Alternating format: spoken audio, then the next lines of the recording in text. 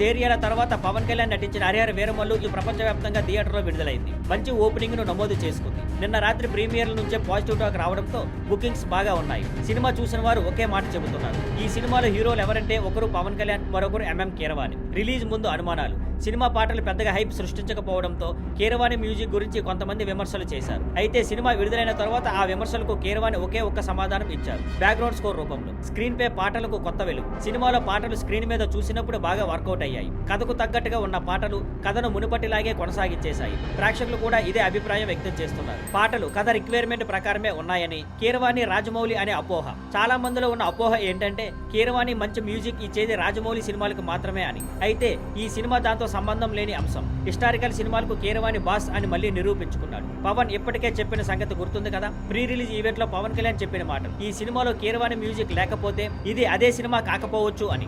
ఇప్పుడు ప్రేక్షకులు కూడా అదే అంటున్నారు. బాహుబలి, త్రిబుల్ ఆర్ తర్వాత హరిహర వీరమల్లుతో మళ్ళీ చాటి చెప్పాడు, చారిత్రక చిత్రాలకు కీరవాణి మ్యూజిక్ ఓ బలమైన వెన్నెముక అని. Thank you for watching. Please like, share and subscribe.